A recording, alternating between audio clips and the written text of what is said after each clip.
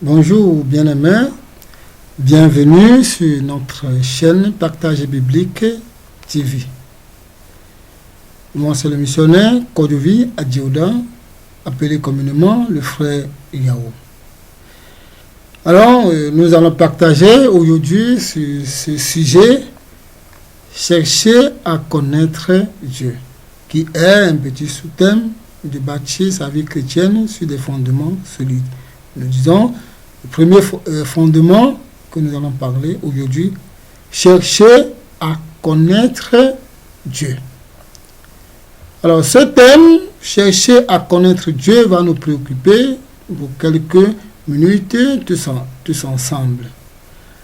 Alors vous savez, nous ne pouvons pas marcher avec quelqu'un sans connaître la personne. Nous ne pouvons pas plaire à quelqu'un sans connaître la personne. Et il en est ainsi de nous, si nous voulons marcher avec Dieu, si nous voulons vivre avec Dieu éternellement, nous devons chercher à connaître qui il est. Nous devons chercher à connaître le Seigneur dans tous ses aspects, ses habitudes, ses désirs, ses attitudes, et ce qu'il aime et ce qu'il n'aime pas. Juste connaître Dieu dans tous ses aspects. Alors aujourd'hui, plusieurs se disent chrétiens, mais ils ne cherchent pas à connaître Dieu. Je pose la question, comment nous pouvons marcher avec quelqu'un sans connaître la personne? Comment nous pouvons plaire quelqu'un sans connaître le désir de la personne? Alors, nous voulons tous ensemble chercher à connaître Dieu dans tous ses aspects. Et là, ça nous permettra de bien marcher avec lui. Alors, je dirais, nous avons un grand problème aujourd'hui qui nous empêche de réellement chercher à connaître Dieu dans tous ses aspects. Et ce problème, c'est quoi? C'est la religion ou les dénominations. Alors, on va dire, mais pourquoi il dit que c'est la religion ou bien c'est la dénomination? Alors, nous allons lire un passage, et ce passage que nous allons lire va nous parler un peu de cet aspect. Alors, nous lisons tous ensemble dans Actes des Apôtres, le chapitre 17, le verset 22 à 25. Je lis. Paul, debout au milieu de l'aréopage, dit: Hommes athéniens, je vous trouve à tout égard extrêmement religieux. Car, en parcourant votre ville et en considérant les objets de votre dévotion, j'ai même découvert un autel avec cette inscription: à un Dieu inconnu. Ce que vous révérez sans le connaître, c'est ce que je vous annonce. Le Dieu qui a fait le monde et tout ce qui s'y trouve, étant le Seigneur du ciel et de la terre, n'habite point dans les temples faits de mains d'hommes. Il n'est point servi par des mains humaines, comme s'il avait besoin de quoi que ce soit. Lui qui donne à toute la vie, la respiration et toutes choses. Alors, vous voyez ici, nous sommes à une période avec l'apôtre Paul qui parlait de la même chose aux Athéniens. Paul arrive à Athènes et constate que ce sont des gens qui aiment Dieu. Ce sont des gens qui veulent servir Dieu. Ce sont des gens qui veulent être avec Dieu. Mais une réalité pour les Athéniens, c'est qu'ils sont extrêmement religieux. Vous voyez, ils sont extrêmement religieux. Et cette religiosité fait que les Athéniens, malgré qu'ils cherchaient partout de gauche à droite pour servir Dieu, n'arrivent pas à découvrir le véritable Dieu. C'est pour ça, c'est l'inscription que Paul a aussi vue, un Dieu inconnu. Alors, c'est pour ça Paul dit, c'est ce que vous cherchez sans connaître, c'est ce que je vais vous annoncer. Alors, vous voyez que les Athéniens cherchaient Dieu, mais sans connaître Dieu. Alors, il en est ainsi de même aujourd'hui pour nous. Plusieurs cherchent Dieu sans connaître Dieu. Pourquoi? Parce qu'ils sont extrêmement religieux. Alors, vous voyez que la religion ou bien les dénominations nous renferment ou bien nous ferment les yeux au point où nous n'arrivons pas à chercher Dieu. Et la deuxième chose que Paul a ajouté, c'est ceci: il a fait comprendre que le Dieu, le Créateur, n'habite pas dans des temples faits par les mains d'hommes, ou bien n'est point servi par les mains d'hommes. Vous voyez? Alors que la religion nous fait comprendre que pour servir Dieu, pour adorer Dieu, il faut aller dans le temple, il faut aller dans un lieu, il faut aller dans un camp de prière, il faut aller dans un camp de réveil. Les dénominations nous ont appris que pour servir Dieu, il faut le faire dans le temple, il faut le faire au milieu d'eux. Alors que la vie chrétienne est une vie individuelle et personnelle, et une relation personnelle avec Dieu. Vous voyez, et Paul étant conscient du désir des Athéniens et leur problème qui est la religion et qui les empêche de découvrir le véritable Dieu, les rend conscients. Ainsi, nous aussi, c'est le même problème que nous avons. La religion nous renferme au point où nous n'arrivons pas à découvrir le véritable Dieu. Nous suivons un conseil que David a donné à son fils. Nous lisons ensemble le conseil que David a donné à son fils. 1 Chronique, chapitre 28, le verset 9. Il dit: et toi, Salomon, mon fils, connais le Dieu de ton père et sais-le avec un cœur dévoué et d'une âme bien disposée. Car l'Éternel sonde tous les cœurs et pénètre tous les desseins et toutes les pensées. Si tu le cherches, il se laissera trouver par toi. Mais si tu l'abandonnes, il te rejetera pour toujours. Alors, vous voyez ce conseil que Salomon donne David donne à son fils Salomon. Vous voyez, il dit: mon fils, cherche à connaître le Dieu de ton père. Pour quelle raison? Afin de le servir d'un cœur dévoué, ou bien d'une âme bien disposée. Alors, nous voyons que, en réalité, si nous ne cherchons pas à connaître Dieu, nous ne pouvons pas le servir d'un cœur sincère, ou bien d'une âme disposée. Alors, vous voyez, si nous ne connaissons pas Dieu dans sa totalité, dans sa réalité, il est difficile pour nous de le servir, bien de marcher avec lui d'une manière digne. Je me dis, on ne peut pas marcher avec quelqu'un vraiment sans connaître cette personne. Alors, pour marcher avec quelqu'un, nous avons l'intérêt à le connaître dans toutes ses dimensions. Et c'est pour ça que Salomon donne cette instruction, et David donne cette instruction à Salomon, que connais d'abord le Dieu de ton père, avant de le servir d'un cœur dévoué. Pourquoi? Parce qu'il sonde tous les cœurs. Et non seulement, il ajoute ceci. Si tu le cherches réellement de tout ton cœur, il se laissera trouver par toi. Ça veut dire que la même chose pour nous. Si nous cherchons Dieu d'un cœur dévoué, si nous cherchons Dieu réellement de notre désir, Dieu se laissera trouver par nous. Cherchez Dieu d'un cœur sincère et Dieu se laissera trouver par nous. Nous lisons encore ce passage tous ensemble dans Jérémie 29, versets 13 à 14. Vous me cherchez et vous me trouverez si vous me cherchez de tout votre cœur. Je me laisserai trouver par vous, dit l'Éternel, et je ramènerai vos captifs, je vous rassemblerai de toutes les nations et de tous les lieux où je vous ai chassés, dit l'Éternel, et je vous ramènerai dans le lieu où je vous ai fait aller en captivité. Alors, vous voyez le conseil aussi ici de Dieu dans Jérémie.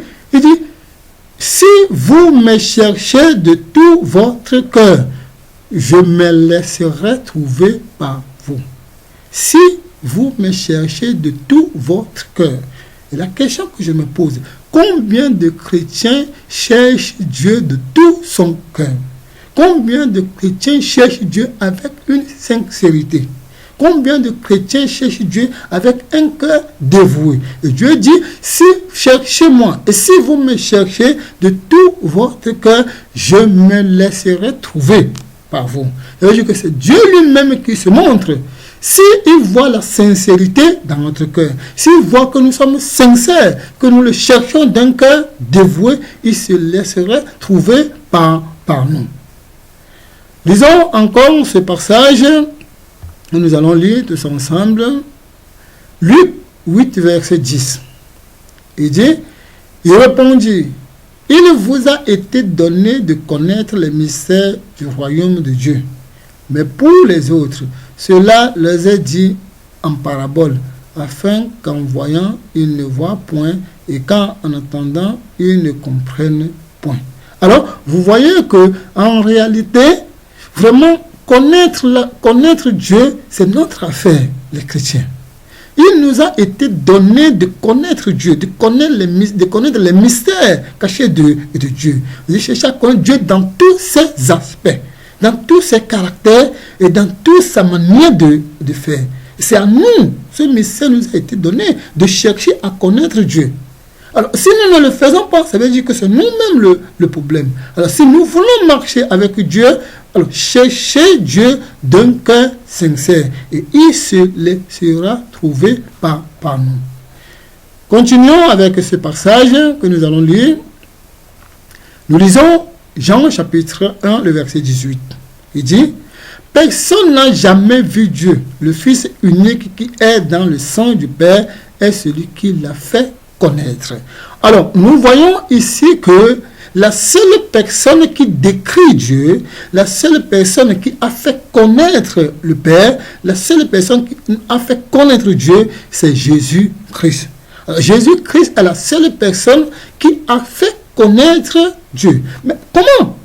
Vous voyez, la Bible dit, il est l'empreinte directe de son Père. Ça veut dire que si nous voulons voir Dieu, il suffit de voir le caractère de Jésus. Si nous voulons connaître Dieu, il suffit de voir l'attitude de Jésus. Si nous voulons voir Dieu, il suffit de voir la vie de Jésus. Jésus est venu sur la terre pour nous montrer qui est son Père, par son attitude. C'est pour ça, nous allons lire le verset qui suit dans Romains, et vous allez découvrir ce que dit Romains, chapitre 1, le verset 19 à 20.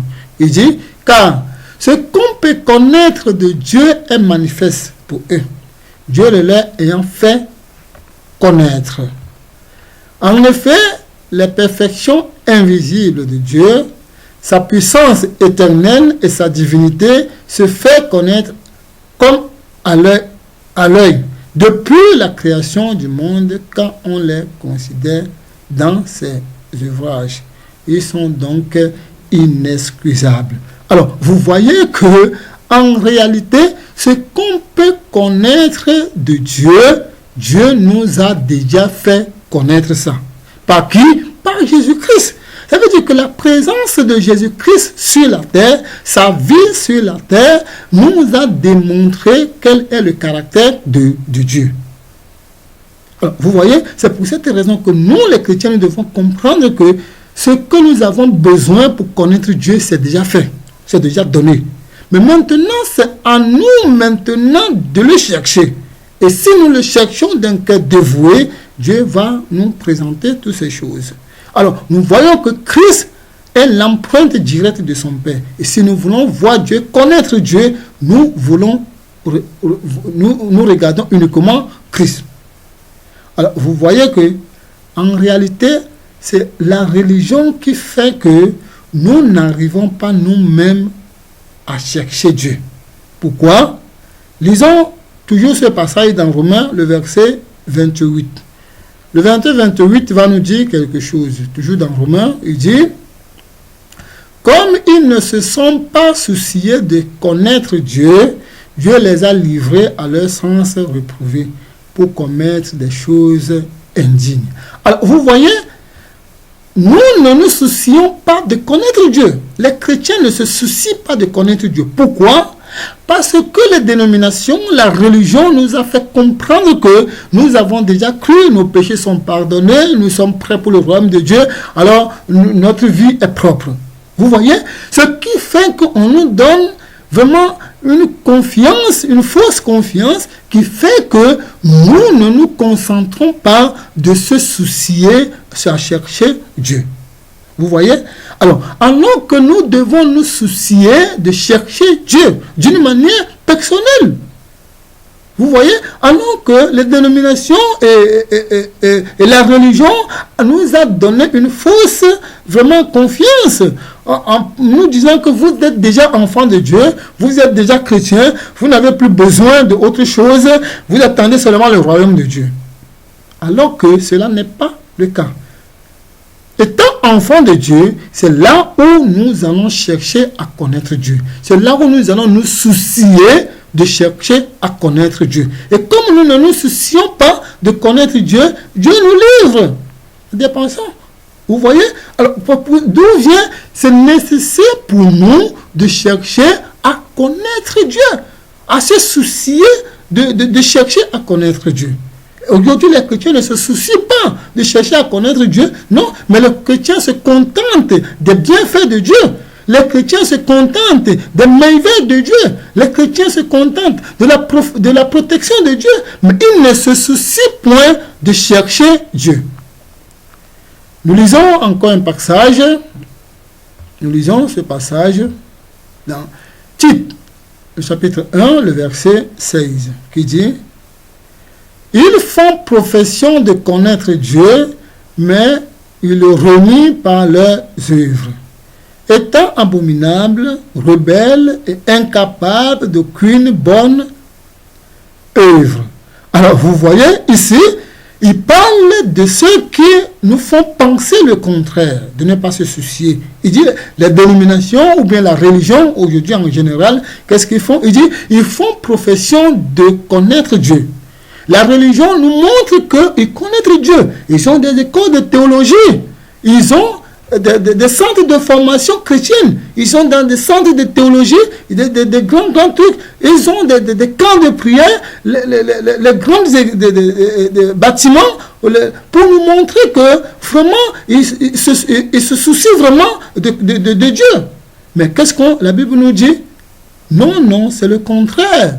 Comme nous venons de lire dans notre passage, ils font profession de connaître Dieu, mais ils le renient par leurs œuvres. Vous voyez, ils renient Dieu par leurs œuvres. Ça veut dire qu'ils ne sont pas capables de produire des bonnes œuvres. Comme on a dit, ils sont incapables de produire des bonnes œuvres. Mais c'est ceux-là qui nous donnent la confiance que nous sommes avec Dieu.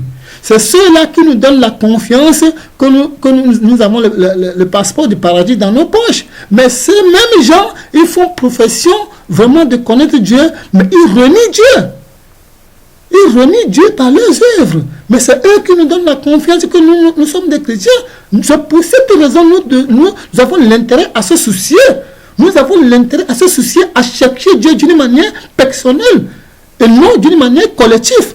La religion ne peut jamais nous faire connaître Dieu. Les dénominations ne peuvent jamais nous faire connaître Dieu. Mais la réalité montre que pour chercher Dieu, c'est une affaire personnelle, individuelle. Alors, nous devons savoir que ces gens sont incapables de produire des bonnes œuvres. Non seulement ça, écoutez encore ce passage de Timothée, chapitre 3, verset 5, qui dit: ayant l'apparence de la piété, mais reniant ce qui fait la force. Éloigne-toi de ces gens-là. Vous voyez, Paul qui donne ce conseil à Timothée, que ces gens, ils ont l'apparence de la piété. Quand tu les vois, vraiment les habillements, les manières de faire, les œuvres, les trucs qu'ils organisent, vraiment tu vas voir que ce sont des gens vraiment pieux, ce sont des hommes de Dieu, mais au fond, leur vie renie ce qui fait la force du christianisme. Et ce qui fait la force du christianisme, c'est quoi? C'est une vie de sanctification, c'est une vie de droiture, c'est une vie de vérité. Alors, si on enlève ça dans le christianisme n'a plus sa force. Et vous voyez que la religion nous fait penser que ce sont des gens pieux. Ce sont des gens vraiment qui aiment Dieu. Ce sont des gens qui enseignent vraiment le chemin de Dieu. Mais au fond, ils renient ce qui fait la force, la vie de Christ. Vous voyez? Alors, c'est ce qui est très dangereux pour nous. C'est pour ça qu'il est important que chacun de nous doit se soucier de chercher Dieu d'une manière personnelle. Nous continuons avec ce passage que nous allons lire. Michée, chapitre 6, le verset 8. Il dit, « On t'a fait connaître, ô homme, ce qui est bien, ce que l'Éternel demande de toi, c'est que tu pratiques la justice, que tu aimes la miséricorde et que tu marches humblement avec ton Dieu. » Oh là là. Vous voyez le désir de Dieu, la volonté de Dieu pour l'humanité. Il dit, on t'a déjà fait connaître. Et c'est une réalité. Nous venons de lire dans Romains que tout ce qu'on peut connaître Dieu, Dieu nous a déjà fait connaître ça. Vous voyez? Et quoi? Quelle est sa volonté? Il dit vraiment le bien. De marcher humblement avec Dieu. De pratiquer la miséricorde. Et de pratiquer la justice. Vous voyez? Il dit, c'est ce que Dieu demande de toi. C'est ce que Dieu demande de l'homme. Pour que nous puissions marcher ensemble, l'homme, il faut que tu sois humble. Il faut que tu pratiques la miséricorde. Il faut que tu pratiques la justice. Vous voyez, je disais tout à l'heure qu'on ne peut pas marcher avec quelqu'un sans connaître le désir de cette personne. Sans connaître cette personne. Et Dieu, lui, il nous dit déjà que si vous voulez marcher avec moi, je vous ai déjà fait connaître ce que je veux. Marcher dans la justice, dans la droiture, pratiquer miséricorde et soyez humble. Et voici ce que Dieu veut de l'homme. Si vous voulez marcher avec moi. Nous continuons encore notre passage. Jean chapitre 14, le verset 21 à 23. Et nous allons lire progressivement. Le verset 21. Il dit, « Celui qui a mes commandements et qui les garde, c'est celui qui m'aime. Et celui qui m'aime sera aimé de mon Père. Je l'aimerai et je me ferai connaître à lui. » Vous voyez, c'est Jésus qui parle ici. Celui qui a mes commandements et qui les garde. Ça veut dire que les chrétiens, les enfants de Dieu, qui connaissent la parole, mais si tu ne le gardes pas, garder, ça veut dire mettre en pratique. Et Jésus dit, si tu as mes paroles, c'est une chose. Mais si tu les mets en pratique, c'est celui-là qui m'aime. Ça veut dire que c'est la mise en pratique de la parole qui démontre que nous aimons Dieu. Et qu'est-ce qu'il a dit dans ces paroles? Nous répétons ces mots. Celui qui a mes commandements et qui les garde, c'est celui qui m'aime. Et celui qui m'aime sera aimé de mon Père. Et il ajoute, je l'aimerai et je me ferai connaître à lui. Vous voyez? Jésus dit, c'est celui qui garde sa parole, c'est celui qui met en pratique sa parole, il l'aimera et il se fera connaître à lui. Vous voyez que Dieu veut voir en nous cette vie de dévouement, cette vie, cette disposition. Dieu veut voir en nous cette vie de sanctification. Dieu veut voir en nous cette piété. Et voilà, il va se faire connaître en nous. Il va se faire connaître à nous. Vous voyez? Ça veut dire que si nous cherchons à connaître Dieu, vraiment, la seule chose, comme on a dit, on t'a fait connaître ce qu'il faut, pratiquer la justice, la miséricorde, et soyez humble.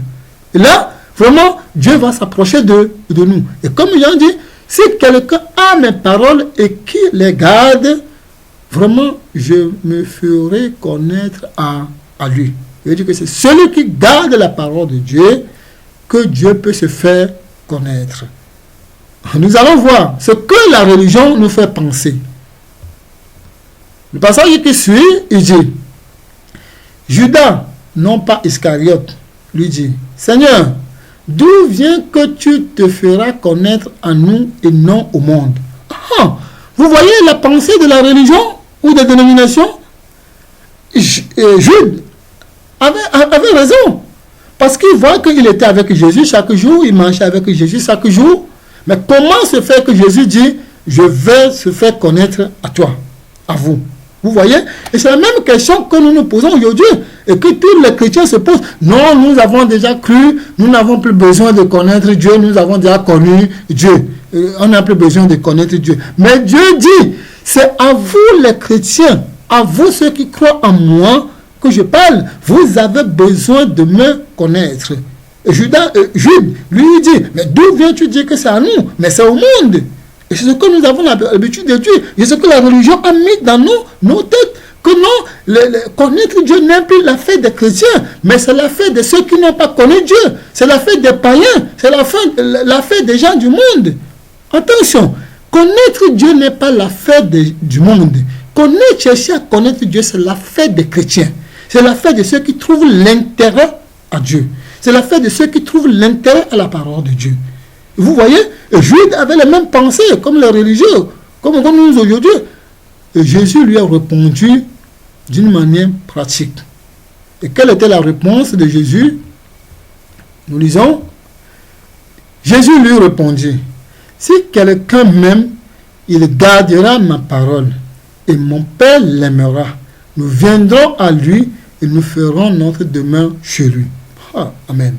Alors, nous voyons la réponse de Jésus quand Jude s'était plaint. Mais comment? Ou bien Judas s'était plaint. Mais comment?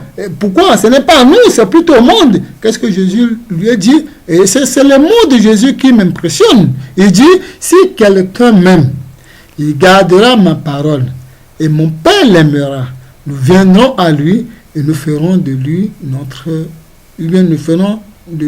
demeure chez lui. Alors, vous voyez que le Seigneur décrit clairement que si nous disons que nous aimons le Seigneur, nous devons garder sa parole. Et c'est quand nous gardons cette parole que le Seigneur fait de nous sa demeure. Et là, nous deviendrons maintenant l'habitation personnelle de Dieu. Nous deviendrons maintenant l'église. Pas les bâtiments que ces gens appellent église. Non, mais l'église, c'est l'habitation personnelle de Dieu. Et Dieu dit, en ce moment, je viens en toi et j'habite en toi. Et tu deviens maintenant l'église. Vous voyez? Et là maintenant, comme Paul dit, nous avons maintenant la pensée de Dieu. C'est maintenant la volonté de Dieu que nous faisons. Mais si nous ne cherchons pas à connaître Dieu, Dieu ne peut en aucun cas venir habiter en nous. Vous voyez, le désir de Dieu, c'est d'habiter en nous. Mais si nous ne connaissons pas ce désir, si nous ne connaissons pas ce qu'il veut, comment nous pouvons marcher avec lui? Comment nous pouvons être en lui? Comment il peut être en nous? Vous voyez le danger? C'est pour cette raison que nous devons chercher à connaître Dieu. Nous devons se soucier de chercher à connaître Dieu. Et si nous commençons à garder sa parole, si nous gardons vraiment sa parole, il a dit, il vient en nous et il fait de nous notre habitation. Alors, notre désir pour chaque chrétien, d'abandonner la pensée religieuse et de savoir que c'est à nous les enfants de Dieu qui ont besoin de chercher davantage à connaître Dieu. Comme Paul disait, de le chercher à le connaître dans tous ses aspects. Profondeur, hauteur, longueur et largeur. Et cela est une réalité doit être une réalité pour nous, afin que nous arrivions à marcher avec Dieu d'une manière digne. Afin que le Seigneur fasse de nous vraiment sa demeure. afin que nous soyons vraiment le véritable temple pour le Seigneur. Si nous désirons être avec lui, nous devons le chercher d'un cœur dévoué. Que le Seigneur nous bénisse. Et il y en a des gens qui cherchent bien Dieu. Mais la question qui se pose, avec quelle motivation? Il y en a bien des gens qui cherchent Dieu. Mais on se pose encore la question, avec quelle motivation ils cherchent Dieu? Alors, d'où vient notre thème qui va suivre? La vie éternelle, l'objet de notre foi. La vie éternelle, l'objet de notre foi, qui sera le deuxième base ou bien fondement que nous allons traiter dans notre prochaine vidéo. La vie éternelle, l'objet de notre foi. Que le Seigneur vous bénisse. Merci aussi de nous avoir aussi suivis. À la prochaine. Que le Seigneur vous bénisse. Amen.